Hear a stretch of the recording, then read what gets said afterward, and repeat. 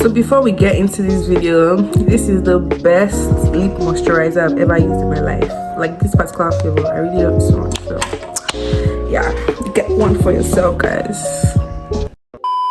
Hi guys, it's Queen Somi here and welcome back to my YouTube channel.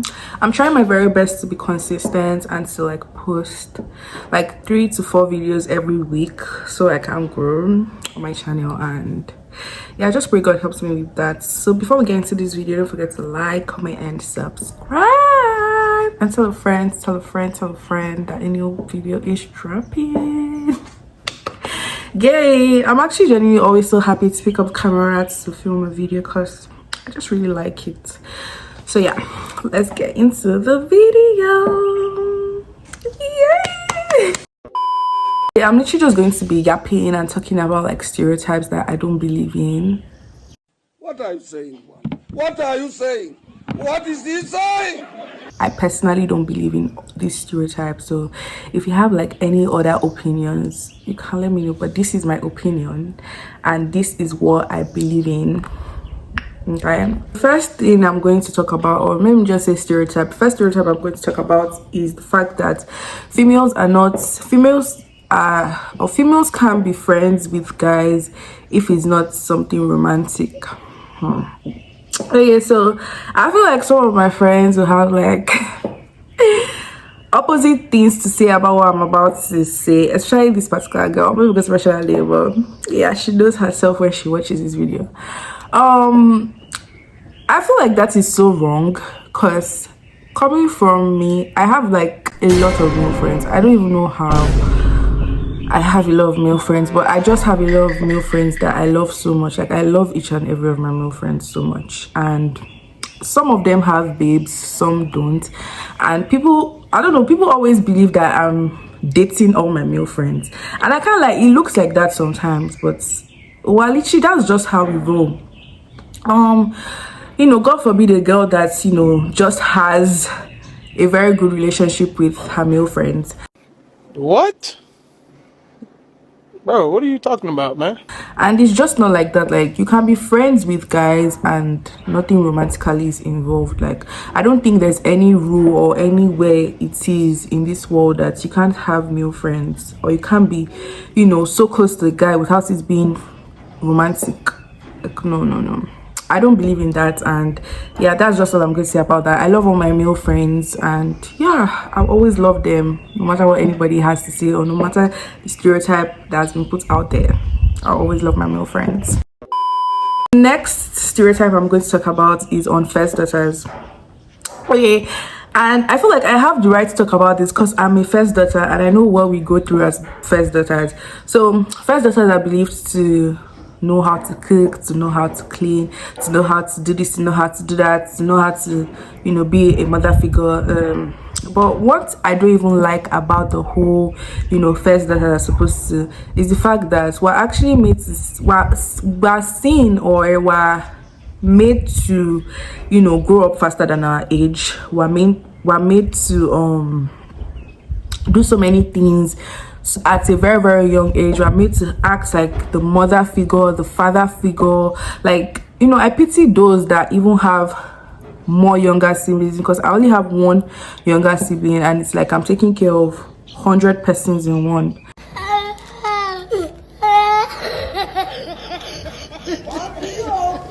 And like, I wouldn't trade it for anything, but we also need to be looked after. We also need to be checked up on.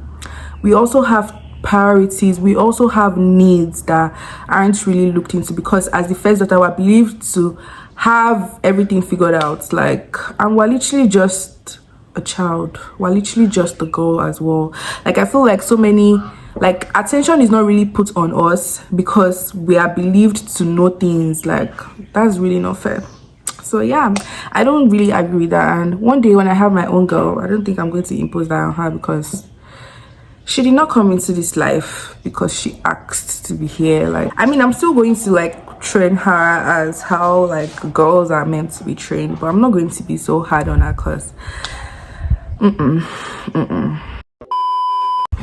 So the third thing I'm going to be talking about is the fact that parents leave out this particular Bible verse, you know, this Bible verse that talks about how we should honor our father and mother, which is true, like we're meant to, but they leave this particular verse that says, do not provoke your child to anger, do not provoke your child to wrath. And I really want to understand why parents don't read that part of the Bible. But why? Why would you do that? Why would you do any of that? Like, I feel like they believe that because they brought us into this world, they have total dominance, they have, you know, total control over us, which is true. Like, nobody is arguing that with you, but can we like normalize that even the Bible says that you shouldn't provoke us to anger? Like, you do something so out of pocket and we're calling you out for it, and you're like, oh no, I'm your mother, I'm your father, like, it's not that deep. Like, it's not that serious. Trust me, I know that. Like, and then people then wonder why they don't have like a very good relationship with their children. People now, fathers and mothers, you know, in that sense, they wonder why they don't have the perfect relationship they want to have, or they have always wished to have with their children. But you can't get that if you're not trying to reason or understand from our perspective. And that's one thing I always appreciate my mom for. My mom and I didn't have like the best relationship like for years, but when I spoke to her about like this whole, you know, you have to like think like me sometimes, you have to listen to me when I'm speaking, and that's one thing they lack. They don't like listening. Like, they do not like listening. Why? Like, listen to us sometimes, please.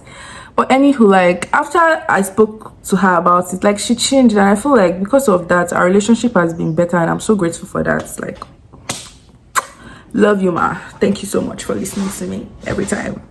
So yeah, that's another thing that, you know, I don't just accept, like them leaving out that particular verse of the Bible and then it just relates to every other single thing about not having a good relationship with your children. Like, if you do want to have a good relationship with your children, you have to try, and you have to try to understand us, because we're not getting any younger. We're not the little girl or little boys that you people see, or you people, you know, want to see. Like, we're growing, so see us that way, please. So the next thing I'm going to talk about is friendships and pouring into people that don't pour into you. Yeah, that's another thing I'm going to talk about. So I've never been so big on friendships till I met the girls I have right now in my life. Or let me not say girls only, like both genders, till I met the boys and girls I have in my life right now. I've never been so big on friendships because I've never been the type to make friends. I don't like to experience new people. I don't like to give a lot of new people a chance. A lot of new people is crazy. I do not know how to make friends, and I think I love that for me. And sometimes it can be bad because it doesn't make me socialize, but yeah, that's just that, by the way. But like, can we normalize living friendships that don't yield any results to you? Like, they don't make you grow, they just make you cry, they just make you think, always sad. Like, can we normalize living it? And can we normalize like appreciating our friends if they are worth appreciating? I feel like friendship is not that deep. Like, it's so not deep, because when you have the right circle of friends around you, you know that, oh, friendship is not that deep. Like, so not deep, and it's really not that deep. And you know, I do really appreciate the friends I have in my life. I'll always say this because they are the best friends ever. Like, my best friend, I love you. My best friend, I love you. My best friend, I love you. I don't think I want any more friends in my circle, but I'm still open to making up new friends. But like, within my circle, I really love my friends. And can we also normalize like not stressing yourself because of friendships? Like, there are some friendships that, yes, are worth stressing for them, but most times, like, if you hear the situation at ground, like, you can literally avoid it by just walking away from the friendship. Yes, it's hard, but I promise you it gets better, and it's not worth you sacrificing your peace for. So if it gets hard, just leave the friendship, okay? Leave. Like, you will find better people come your way. And yeah, wise words by Sumi. The fourth thing I'm going to talk about is letting go of people, of friends, actually, of relationships, you know, whatever, of things. And I think letting go / forgiveness. Okay, so I always relate everything back to the Bible, because the Bible is the roadmap to anything in life. Like, it literally has all the answers we need in this world, literally. So Jesus says we should forgive 70 times 7 times. And you know, forgiveness can be so hard. And you know, if you don't forgive, like, there's no way you can let go of a particular situation, right? So letting go is so hard. Like, it's literally the hardest thing that I know anyone has ever had to do, because you can't tell me that something you've invested into, like something or someone you've poured so much into, you just have to let go because of a little misunderstanding between you guys, or like it had reached that point whereby you guys could not even communicate about what happened. So something happened to me and someone that I had to like block the person, and like I'm really grateful that we could talk about it and we could like let things die down. And you know, at that point I was ready to just let go of everything, because I'm like, I'm not even going to stress myself because of this situation, because it's not worth my peace. Like, it's not worth stressing for. But that was what I was telling myself, yeah. But deep down in me, I'm like, hey, this thing is painful, it's paining me. But I feel like that's one thing we don't get to admit to ourselves. Like, we don't like admitting to ourselves that, oh, there are some things that are actually not working. So this, there are some things that are actually not worth letting go. And yeah, I'm just grateful that I could like settle that. But yeah, back to letting go. Letting go can be so hard. Forgiving can be so hard. But you realize that the more you forgive, the more peace you are with yourself, because like the person you're angry with is literally moving on with his or her life, like he's enjoying life, but you're the one constantly thinking about that thing. So like you have to forgive in order to let go. Yeah, that's where I'm getting at. You have to forgive in order to let go, because you know, look at how many times we ourselves commit sin, and God is literally so good that he forgets every sin we've ever committed in this life, and he literally lets go of it. Like, he doesn't even remember that you've committed this particular sin. So how much more we human beings? Like, I just believe that, you know, the more you forgive, the easier it is to let go of some particular situations. So yeah, before I close out this video, because I said I actually only wanted to talk about 5 things, I actually want to talk about one more thing. One more thing I'm going to talk about is the fact that we should not be pressured into entering relationships or like doing things, you know, faster because people have done it and it's working for them. So I want us to know that if it works for another person, doesn't mean it will work for you that way. Okay, let me give an example. Let's talk about skincare products. Okay, a particular skincare I use, and this is why I hate recommending skincare products to people, because what works for me might not work for you, and that's just the basic rule of life. The way I get to a particular place or the way I read to pass an exam is not the same way like it will work for you, and that's okay. Like, you need to know that it is okay. Like, life is so not deep for us to be dipping things that are not meant to be dipped. Crash it out.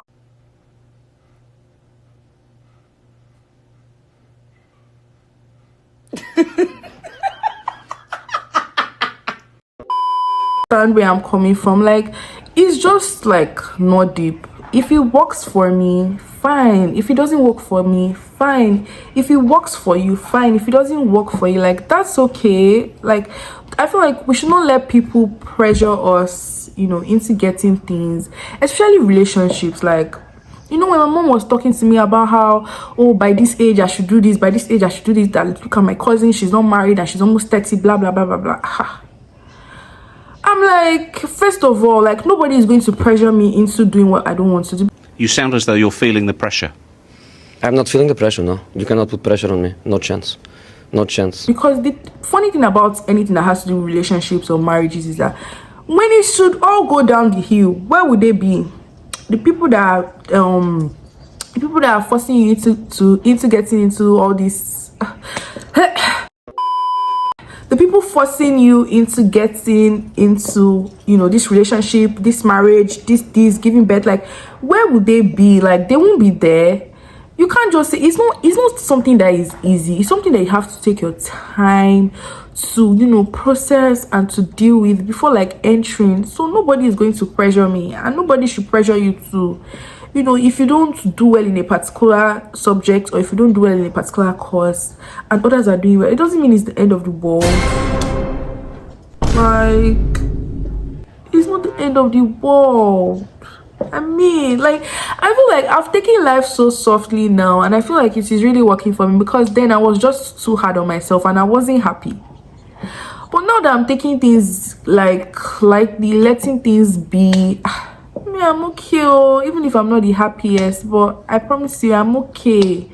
Like, everything will work out when it's meant to work out. It will all work out. Like, everything is part of God's plan.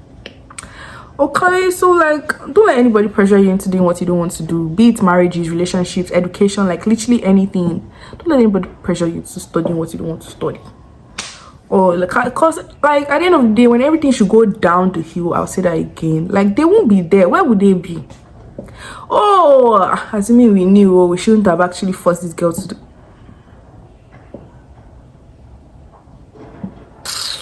Anyhow, don't let anybody pressurize you. I hope you guys enjoyed this yap session with Sumi. I think I should be doing this more often, right? Like I said, these are just my opinions, like things that I really don't agree with and things I agree with. And yeah, remember that you're that girl, you're that guy, and everything will work out perfectly at God's timing, and his timing is always the best. And I keep touching my hair because I really like it. Anywho, I really hope you enjoyed this mini rant with Sumi.